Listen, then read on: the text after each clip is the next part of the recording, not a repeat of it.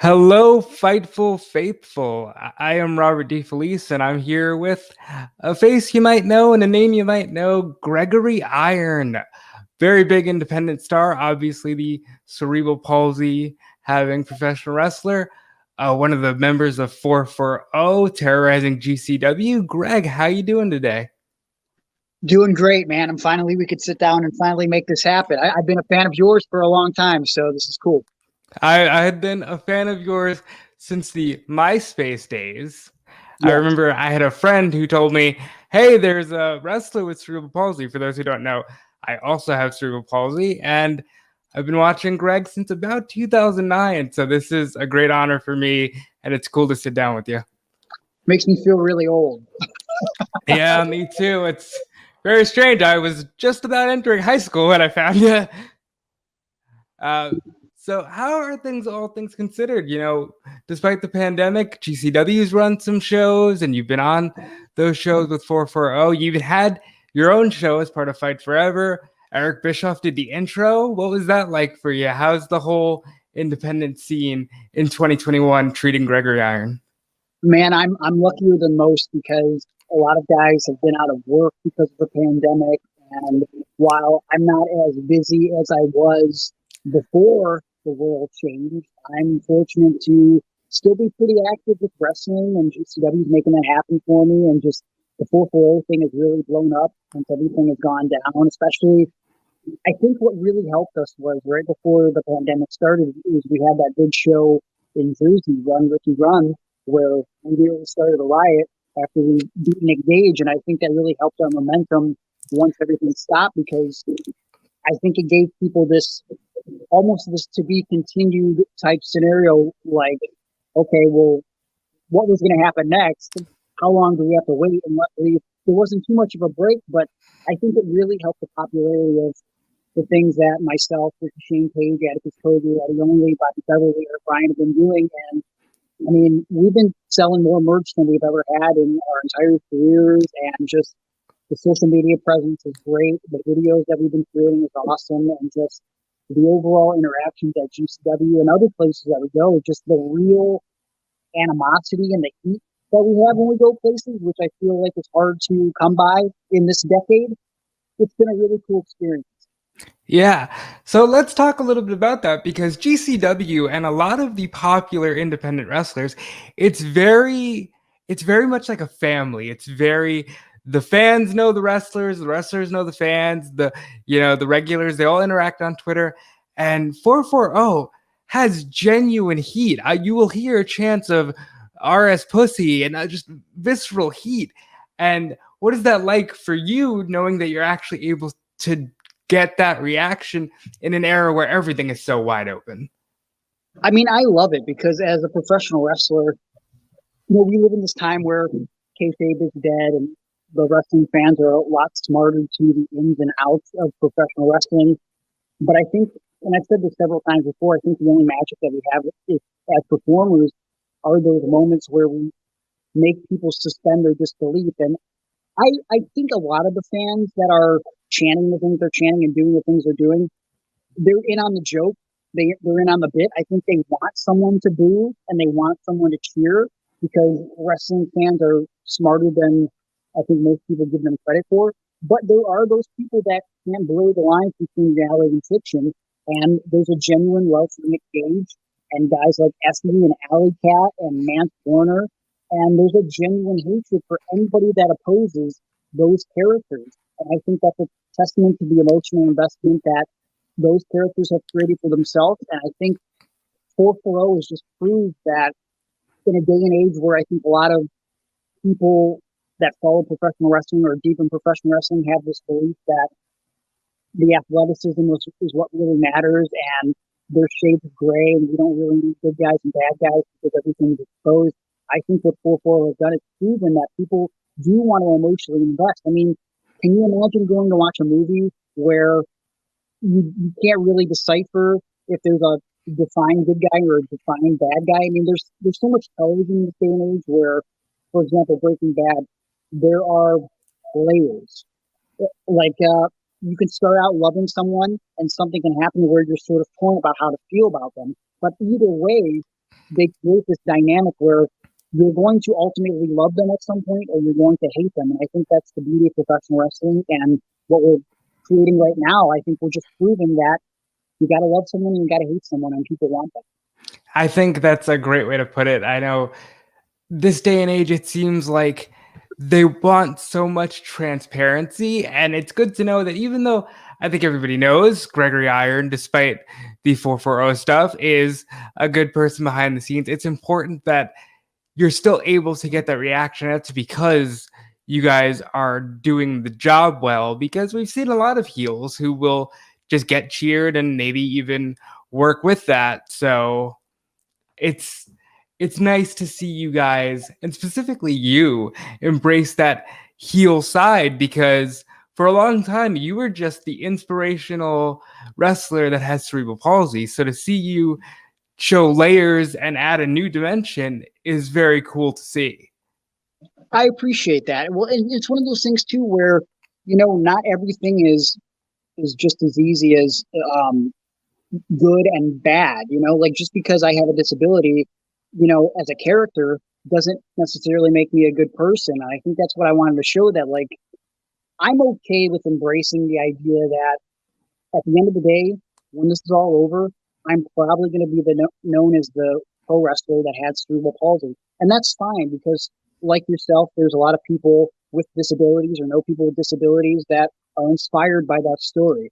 However, you know as well as I do, you're a human being. You're more than just someone with cerebral palsy. And, loving wrestling as much as I do, I know that there's elements of myself that I wanted to be able to show, or elements that I could portray that go beyond being the guy with cerebral palsy. And just, again, I mentioned something about layers. And when I do seminars, which I was doing very often before the pandemic, and I've had the opportunity to do some during the pandemic, which I'm very thankful for, one thing I always talk about are the layers of a character, and how every person we meet in our lives, every relationship that we have, whether it's good or bad, to build the layers of who you are as a character. And I think that's what happens in professional wrestling. I think every wrestler that I've ever wrestled, every wrestler or character that I've ever interacted with on screen, every promo, every good and bad interaction has created an element of Gregory Iron that perhaps before I met that person, I didn't know how to convey on the camera. No different than in life, there are some things that you're trying to find about ourselves, things that we like, people that we want to surround ourselves with, who we are. We don't find those things unless we find these things that we can emotionally invest in, things that we like, things that have hurt us, things that have made us stronger, and that creates who you are. And I think that's what happens as a wrestling character. And so, I've been able to show these sides of me through the good and bad that depict someone with a disability that isn't necessarily the best thing, because Robert, you know as well as I do that there's some people out there that do have disability but exploit that. And so I wanted to show that element of that, even though I have this disability, perhaps I'm a scumbag piece of garbage, and I'm going to take advantage of that and make it more than it is. And just, I like the idea of being able to show multiple sides of who I am as a character and as a performer, because I would like to be known as not the pro wrestler with cerebral palsy, but a pro wrestler that just happens to have cerebral palsy. Because I think when you book an African American, you don't book him as, here's the black wrestler. He's a wrestler that happens to be black. I think we have to change the perception of how things are viewed. And again, at the end of the day, if I'm remembered as a guy with cerebral palsy, that's fine. But I really take a lot of pride in being able to show all the different sides of me, and show that I'm not just this one-dimensional white meat baby face. Yeah, you said that so well, because there have been times, I know growing up for myself, where people will want to hand you things just because, you have cerebral palsy, let's make it easy. And there's a point in my life where I said, I have to prove this is just the additional aspect that you're getting because you're getting me. But it's very important to me to, let's say, like, not just be given a job because you're working within a program that happens to say we have a certain quota to fill.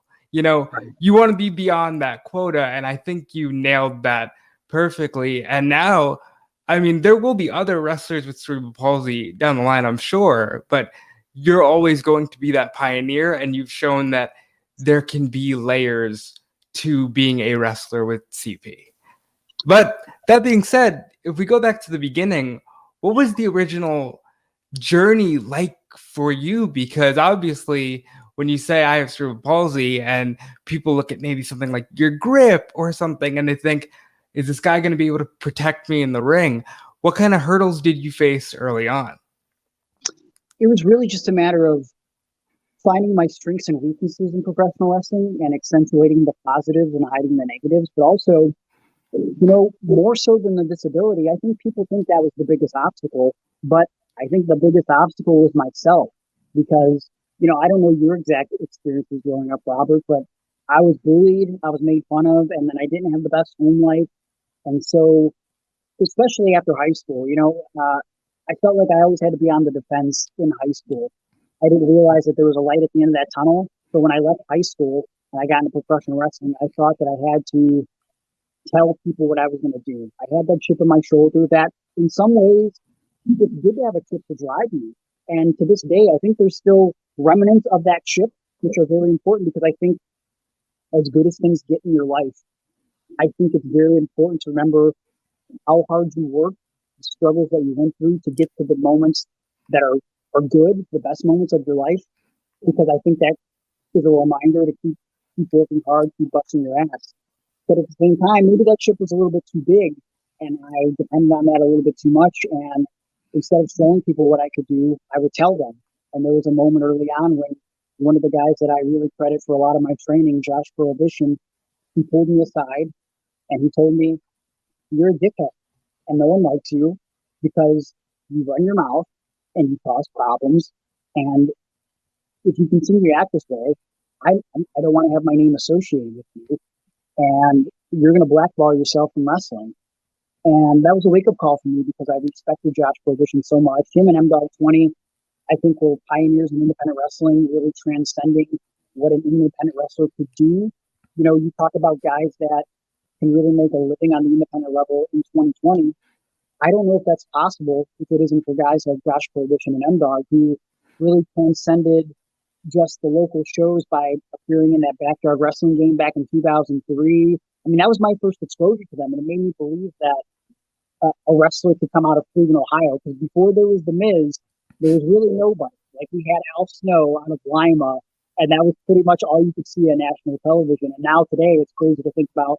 There are so many guys that come out of Northeast Ohio that have made it to the top of the industry. It's pretty humbling. But I'm going off on a tangent here, but the general idea was if it wasn't for Josh Prohibition pulling me aside that day and telling me, "Look, show people what you can do and shut the F up," I don't know if we'd be having this conversation right now. So at the end of the day, the biggest obstacle was myself. And I feel like that's the biggest obstacle for most people, whether it's in a negative way as far as the attitude, thinking you have to be on defense, or just the idea of thinking you can't accomplish things and listening to the lies that people tell you. Because when you enter something like professional wrestling, even if I would have had the best attitude, I think I would have been surrounded by people that would have thought it was ridiculous. Not only because pro wrestling isn't something that everyone does, but I'm 5'4" and I have cerebral palsy. There was a lot of outside forces surrounding me telling me that I couldn't do this. And I think there comes a point where you need to tune out the voices, not listening to your brain necessarily, and just start listening to your heart. I sound like a fortune cookie right now. It's funny that you say you sound like a fortune cookie, but a lot of what you just said echoes shades of just my own experience in life, because you're right. Sometimes when you have this defining thing that you go into it going, this is the thing that everybody's going to say defines me, and you're so defiant about it and almost come off the wrong way about it. Now you're letting it define you in the worst way possible, and all of a sudden, like you said, you are your own biggest obstacle. So I think that that's very relatable, and it's not just for this, it's for so many things. We see people get so caught up in one aspect of their lives that they forget it's a puzzle, and that's just one piece. And Yeah. I appreciate that. As much as, it might seem like it's just everyday life for you, it's very, very relatable. Yeah, I appreciate you saying that. I think that's, I'm going on 15 years in professional wrestling, and I like to think that that's one of the reasons why people connect with me, because I'm very okay with being vulnerable and open, and sometimes it's hard to come to terms with, but I'm okay with owning up to mistakes that I've made in my life. And I think, I don't know, people can see a genuine person, and I just want to be open and honest, and I want to be the individual. I don't know, if someone looks up to me and finds inspiration in the things that I've accomplished or done, that's really cool. I think I'm just myself at the end of the day, but like more than anything, I just want to show people that if you're just a decent person and you're just real and upfront about the struggles you go through, I think you'll get a lot farther. And you'll find that at the times where you felt alone, or you think that no one else has gone through the things you've gone through, you'll find a lot of people have, and it helps to be relatable. That's very well said. And one of the people you looked up to growing up was a person that would eventually become a tag team partner for you, and that's Zach Gowen. Now, what was your first meeting like with Zach Gowen? Had you already had that moment of clarity where it's like, okay, I need to not be a dickhead, or were you still like in your own head when you first met Zach Gowen? I think I was a little bit in my own head, but at that point I already had the conversation with Josh Prohibition. So the first time I met Zach, I had that conversation with Josh in October, and then I met Zach later in October of 2006. And first time I met Zach, he just kind of was dismissive and sort of a dickhead. And Zach, did I know, he was going through his own turmoil and struggles with addiction and alcoholism. And he wasn't the best person I've ever met upon my first meeting. And it was one of those things where after I met him, I couldn't come to terms with the fact that he was a kind of an asshole. And then it just hit me one day, and I was like, man, that was not a good experience. And he didn't really offer anything to me. I really went to him for advice and tried to sit down with him, and he just kind of brushed me off. And I did at least one more show with him at some point. I remember him kind of making fun of me in the locker room. I was like, I think I hate this guy. He's a horrible person. And fast forward to 2010, he gets out of rehab, and I just happen to be the first person that he teams with and has a match with. And once his rehab is all said and done. And for a long time, promoters have been saying they wanted to put us together because I was a disabled wrestler and Zach was a disabled wrestler. No one had ever done it. It was just weird, the timing of which it happened. And me and Zach teamed. We had chemistry. We had a, no pun intended, handicap match. It was 2-on-1. We beat this big guy. It was somewhere in West Virginia. And I remember Gowen was like a different person. And it was pretty clear at that point that the reason he was the way he was when I met him the first time was drugs, and he had flipped his life around for the better. And he had pitched to me after the fact that he enjoyed working with me so much that maybe we could be a tag team. And I literally remember calling my dad, and my dad doesn't understand my passion and my love for wrestling. And he's kind of reserved with his emotions. He doesn't know how to express himself. And I remember calling my dad and like almost crying that Zach was so good to me, because it was, I don't know, I get emotional over wrestling, man. I mean, I get emotional in general. I'm probably more emotional than most people realize, but when it comes to wrestling and life moments like that, where here's a guy that when I was 16, he didn't realize it, but he really pushed me and inspired me to get into this profession. And now I get to share a ring with him, and now he's coming to me wanting to be a tag team, and it was just really overwhelming. So I wish I could say that the first impression was great, but it wasn't. But the general idea is Zach made up for it after the fact. And now I can sit here and say that he's one of my best friends, which is crazy, and it'll never stop being surreal to say that. I think that's more to the point of sometimes it doesn't always have to end at the first impression. We are people, we are building, and Zach turned around for the better, and that's really cool. I remember when I started seeing you guys teaming, it made all the sense in the world. And I remember thinking at the time, like, well, of course they'd put the two disabled guys together. Why are they doing that? But obviously you guys do have great chemistry, and Zach's gone on to do great things. He was on American Ninja Warrior. He's really in a good place in his life. And that's great to see that it doesn't always have to end in the dark spot. You can come out of it. And that's just really awesome and a really great story.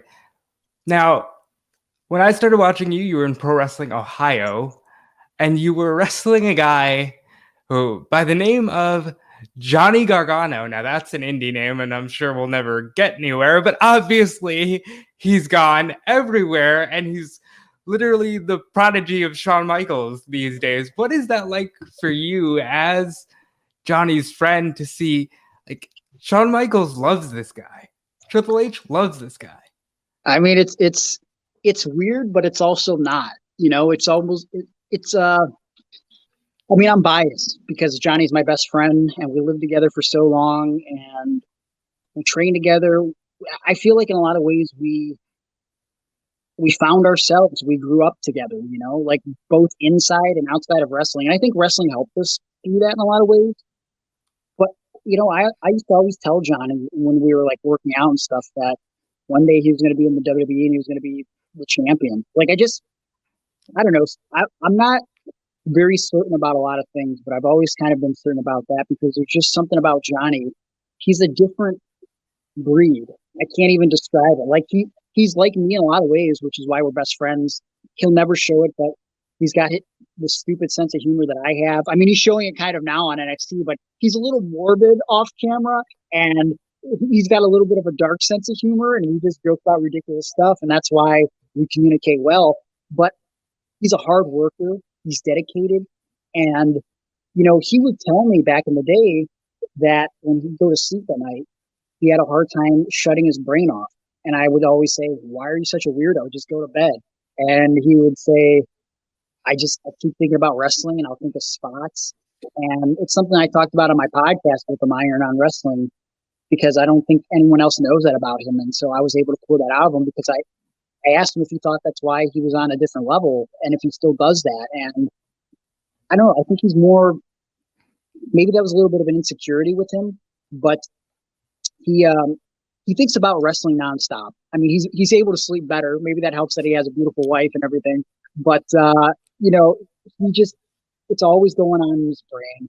And just the fact that a guy like Shawn Michaels, who arguably the greatest of all time, you know, why wouldn't Shawn connect with that? It's pretty awesome to know that we used to sit in a room, he and I, where his mom painted Shawn Michaels on his wall. Like that's how much he loved Shawn Michaels. And now, I mean, I don't know if he wants me to share this, but I don't care because it's a funny story. You know, he told me recently that Shawn Michaels walked up to him at TV and saw a pair of shoes that Johnny was wearing, some sort of like workout shoes or running shoes. He's like, "Oh, Johnny, where'd you get those shoes?" And Johnny told him. And literally the next day at TV, Shawn Michaels had the same shoes that Johnny had on. He's like, "Hey, Johnny, look." And, you know, I know Johnny sharing that story with me. He was like, what the heck is my life, you know? And I like a couple of years ago, we were just talking about how he's always communicating with Shawn Michaels. And I frequently talk to Stone Cold Steve Austin. I mean, these are the two guys that really, in a lot of ways, ushered in the Attitude Era with WrestleMania 14. What is life?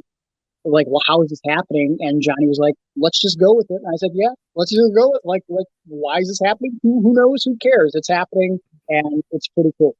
That is awesome. And really it's a testament to the love of wrestling and how something that simple is really the thing that connects all of us, because I believe it was Kevin Nash who said once, if you really wanted to be in the clique, all you needed to do was love wrestling. And as you just described, Johnny clearly loves wrestling. And with that being said, does Johnny genuinely hate wheels?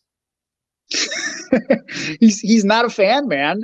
You know, and also maybe that's the reason why he didn't start driving until he was like 23 or 24. He legitimately didn't get his license until about that time period. Like I would always be I am in 440. I was always the wheel man. I mean, that's the way it's always been. And when we needed to go somewhere, like Johnny swears this isn't true, but I think he was afraid to drive for a long time because if I'm correct, and I could be a little wrong, I'd have to re-ask him the story. I remember him telling me there was an incident with him driving a go-kart when he was younger, and it like went off of the track. And maybe I'm like making up part of the story, but like it went off the track a little bit, and like he didn't get hurt or anything, but it just gave him some weird phobia of driving. And so he like waited until he was like 24, 25. So I mean, those wheels, They're nothing to mess with, man. It's clear that Wheels versus Johnny needs to be a WrestleMania match in the future. I think so. So there's another WrestleMania big time player who, shortly after what is now 10 years later, a legendary promo and a legendary moment of his own career, came out to an independent show and said to you, "You're fucking awesome." And that was CM Punk. And what did that moment do for you? Have you ever kept up with Punk in the 10 years since? And looking back on it, what did CM Punk do for Gregory Iron in that moment? Well, I think it's simple. CM Punk really gave me a career in wrestling. I was at a crossroads in my life where I didn't know where this wrestling thing was going to go. I was sort of wondering and waiting, like as to like when someone's going to notice how hard I'm working at professional wrestling. And I'd always seek advice from people that had more success in wrestling than me. One of those people was Colt Cabana. Colt shared my story with Punk. Punk was able to give me the incredible opportunity of publicly endorsing me in a ring in Chicago, and I had no clue what was going to happen. And I don't know, if you didn't shine that spotlight on me, I don't know how much longer I would have gone in wrestling. I mean, there's a part of me that thinks that I'm too dumb to quit, and I would have kept fighting, and I would have found some other way to make a name for myself. But if it's not for CM Punk and Colt Cabana, I don't know if there's a spotlight on me as quick as there was.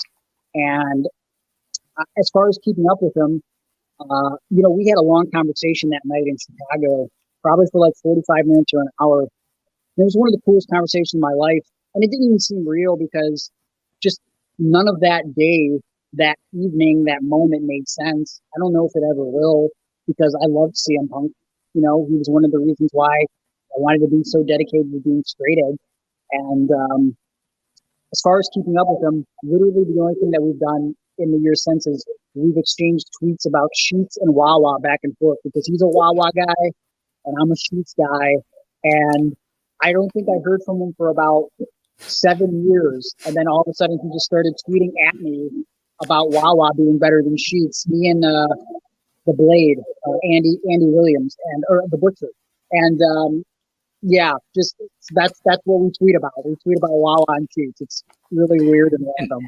Now you're dedicated to Sheets. Like I am. You're a Sheets guy all the way through. By default, I'm a Wawa guy. I haven't had a Sheets. I've had a few Wawa shakes. I think they're very good. So what's your favorite thing to get when you stop at a Sheets? Well, right now, as soon as we're done with this interview, I have for my cheat day a made-to-order steak, eggs, and taters burrito. It is delicious. I eat this when I want to eat bad. I also have some mac and cheese bites. They're very delicious. I'm going to dip them in some cheese. They also have a great soft pretzel. On a regular basis, I can also eat healthy there. They have great salads, and they have a very lean turkey wrap that I enjoy as well. In fact, I'm so dedicated to Sheets, I'm actually a part of the Sheets Insiders Club, which is only about 500 people in the entire world. I mean, that's a pretty big deal. I mean, there it is. The loyalty is there. But so you mentioned the Butcher. You mentioned Colt Cabana. They're in AEW. Obviously, Johnny Gargano is your best friend. He's in NXT. When, if ever, will we see Gregory Iron on a global stage? That's a good question. I don't know. I would love the opportunity to wrestle for any company that will pay me, quite frankly. I mean, I love what NXT's doing. I love what AEW's doing. Obviously, I've been a WWE kid my whole life. But I have to be honest with myself as I'm getting older. I'm 34. For whatever reason, I think when you're in your 20s, you always put a timetable on getting signed to a contract. And me and a lot of other guys would always go, well, if I'm not signed by the time I'm 30, I'm done. But as you get older, you realize a couple things. A, this obsession, this passion for wrestling isn't going anywhere. And B, most of the most successful pro wrestlers really have their prime years in their late 30s and early 40s. And I don't know. I think there is a spot for me on TV. I think there's a great story that I can tell through my character and through my real story. and I could parlay that into an audience that may not necessarily be wrestling. However, if I could just contribute to pro wrestling in any way, shape, or form, even behind the scenes, I think I'm okay with that because I've learned in the past couple of years that I really love teaching, and just sometimes I feel like, cerebral palsy is technically brain damage, right? So I've always felt like, because I'm very limited in what I can do as an athlete, I've always had a better wrestling brain than a wrestling body. And I really love explaining things to people, the little things in between moves that make things work, the storytelling of professional wrestling, the promos. And then I like seeing, after I teach this to a kid, him going out and doing those things and learning and understanding. It's thrilling for me. So if I can just contribute in some way and make a couple bucks, I don't need to be rich. I don't want to be rich. I just want to be comfortable. I was a poor kid growing up. Maybe a part of me still has that poor kid mentality. I just want to do wrestling because I love it and be able to take care of myself. I think that's the ultimate dream. Well, that was very well said. And again, parallels to so many different things. I couldn't agree more about knowing that the brain for wrestling that you end up developing just through the sheer passion, it can sometimes supersede the fact that maybe you're not the most athletic. And for you, because you've been in the industry for 15 years, I can't imagine how much that knowledge and that passion has expanded and how much you're able to actually help other wrestlers. But like we've mentioned this, people can be dicks. When you're mentoring a young wrestler, has anybody ever just completely blown you off for the sheer fact of what does this guy really know? And, look at how he wrestles and look at what he's working with. I don't know if that's what's going through their mind. I mean, I know there's kids that have blown me off, or you can tell when you're trying to give them advice. There's a lot of but guys in the locker room now. It's like, hey, sir, can you watch my match? And I'll go, sure. And I'll watch the match. And then I'll give them honest feedback. And their first response is, yeah, but. And, I think a lot of these kids ask for advice because they're taught to ask for advice, but they're not taught to listen. Like, that's the point of asking for advice. And I don't know everything. I'm still learning. I'm learning all the time. But I'd like to think that there are things that I've learned and experienced and done in wrestling that a younger kid that wants to be successful in this can learn from. It's one of those things where you have a lot of voices listening to you all around you, or listening to you. You have a lot of voices that you can listen to all around you as you're coming up in wrestling. And sometimes it's hard to decipher who to listen to. But I think the best advice that I could give someone is you listen to the people that you see have success and you want to be in their position, you listen to those people. And so maybe guys don't want to be in my position. That's fine. Maybe they don't want to go to the places that I've gone to. That's fine. We all have different goals and aspirations. But I'd like to think that,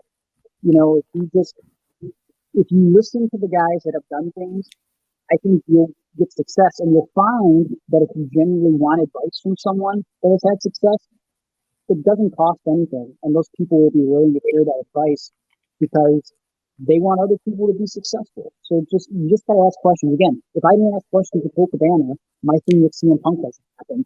And if I don't befriend people and I'm a genuine person that people like, for example, Andy Williams, he's the reason why I ended up on Stone Cold Steve Austin's podcast because I wanted to help him as a wrestler. So we got to wrestle at a Warped Tour one year. We became friends. He did Stone Cold's podcast with Pepper Parks and Allie. And he said, hey, if you were ever in California, I think I can get you on Stone Cold's podcast. I think your story would be great on there. I just happen to be going to California. I go do Stone Cold's podcast, and now I'm friends with Stone Cold Steve Austin. And my mind will never decipher why that's a thing. But it's like, just be a good dude. Like, that's all. Like, that's the point of my rambling. Yeah, that's so surreal to even think about being friends with a megastar, the guy who is probably solely responsible for WWE even being able to go public is Stone Cold Steve Austin, and you're just able to text him like an average person, and that's the cool joys of wrestling that I love hearing those stories because it shows that success comes in so many different forms. It's not just the main event of WrestleMania and the World Championship. It's just reaching these little personal milestones that let you know that you've made it. Yeah. So as we wrap up here, we've talked a lot about representation, and GCW is huge on representation. Going into this next collective in Tampa, there's For the Culture, and Effie's going to do another big gay brunch, and all these events. Now, obviously, I don't think there's an extensive list of disabled professional wrestlers, but if there were, have you been on the lookout? Have you thought about, hey, maybe there's a place for more of us in GCW, or just trying to find more representation in the disabled community in professional wrestling? That's a good question. It's something that I haven't thought super in depth about, but I think about it a lot in terms of sharing those stories on my podcasting platform, Iron on Wrestling. I just sat down and talked with a man by the name of Adam Pearson that, he was born with a facial disfigurement because of MS type 1. I recently sat down and talked with a young lady by the name of Vet Adams, who lost her leg in a motorcycle accident and then decided to become a professional wrestler. I think there are a lot of people, both inside and outside of the wrestling ring, that are very productive within the wrestling community. They contribute a lot. And I think, people lose sight about how prevalent people with disabilities and people with developmental disabilities are within professional wrestling. And it is nice to see that representation. However, at the same time, while we all have dreams and goals, there's some people that their ultimate goal is just to be in the ring. And I often have to tell these people with disabilities that the most important thing, first and foremost, is to be safe. And there are some people with disabilities that being in the ring isn't exactly the safest thing in the world. But that doesn't mean your dream has to end. And you can contribute in other facets of professional wrestling. If I would not have become a professional wrestler, I would be doing what you're doing right now, Robert. I'd probably be doing podcasting. I would hopefully be trying to do commentary within professional wrestling, writing for television or for a magazine. Like, those were my initial goals. Luckily, it was safe for me to wrestle. And, now we're having this conversation today. But I think just at the end of the day, representation from all walks of life is important.